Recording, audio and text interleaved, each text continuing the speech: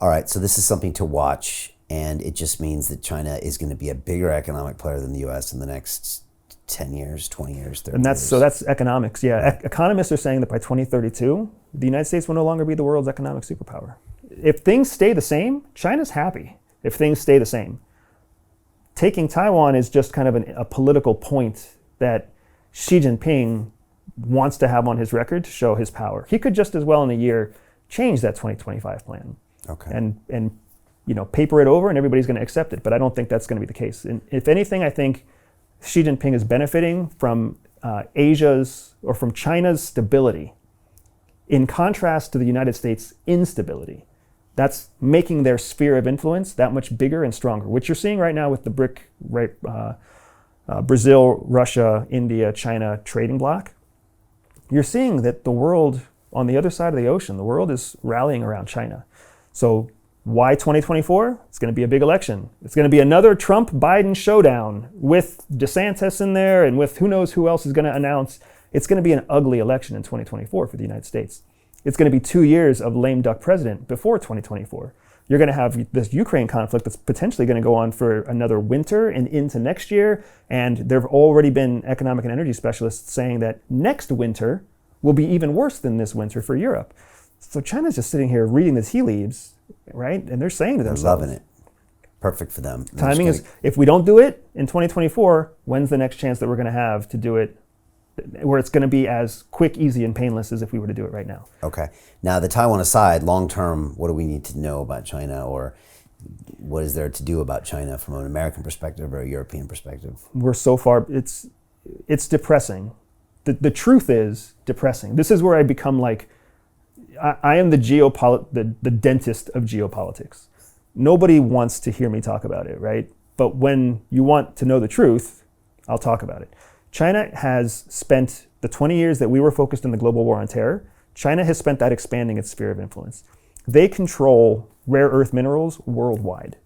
The vast majority of what's known mines and known rare earth minerals from Iceland to the Bahamas to Australia, they're either in mines owned by an umbrella company that belongs to a Chinese company, or they're shipped and refined in Chinese factories or on Chinese vessels. So our future of technology is heavily controlled by China. And then you've got China building relationships outside of democratic values through the Belt and Road Initiative. So in South America, in Central America, in Africa, in poorer parts of Eastern Europe, you've got this Belt and Road Initiative that China can fund because it's not confined to the rules of democracy. And its leased properties, its leased airports and energy centers, and it can project its power far and wide. Whether it wants to project its military power or whether it wants to align itself with another country and then give favor nation to that foreign country and then let them support them with infrastructure. We are quite far behind when it comes to the strategic global positioning of shipping, infrastructure, rare earth minerals, military development than where China is right now. And so it's checkmate already. It's not necessarily checkmate because economically, we still have the advantage. Until 2032. 2032, if nothing changes, brother, our kids are going to be having a very difficult time. Our grandkids will have it would take 3 generations before we would be able to see ourselves really pull back and take back over that position as superpower. The greedy bankers are about to do it again. In 2008, they crashed our financial system and nearly bankrupted the entire global economy. Then they received trillions of dollars in government bailouts. And after, they demanded fat bonuses paid for by you, the taxpayer. It turns out the banks haven't just been screwing the American taxpayers, they're also screwing over their investors. Turns out the banking industry is the worst place you could put your money, despite enormous taxpayer bailouts. Now the bankers are back to take away your financial freedom. They lie and tell you that cryptocurrency isn't safe. They try to make it illegal for you to choose how to invest your hard-earned money. They lie and say cryptocurrency is used by money launderers and criminals. But look at the record.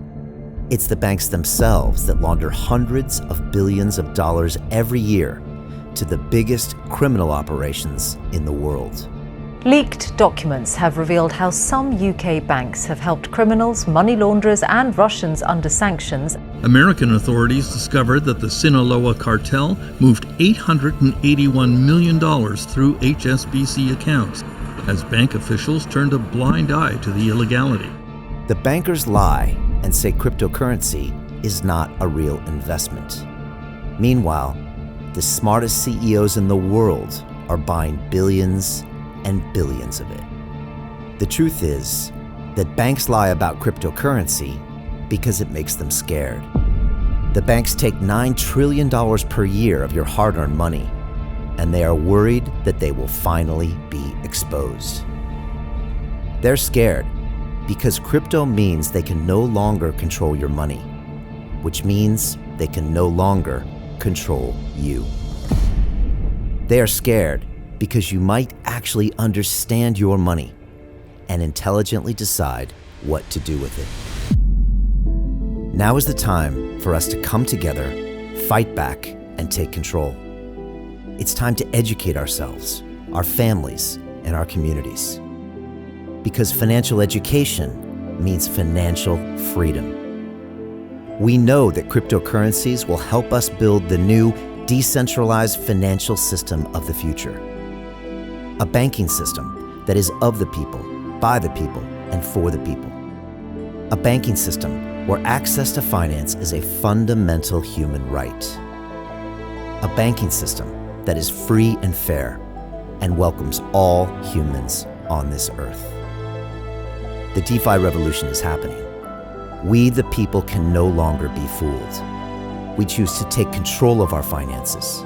We choose to take control of our freedom. We choose to take control of our future. Join us, and let's take back our financial freedom forever.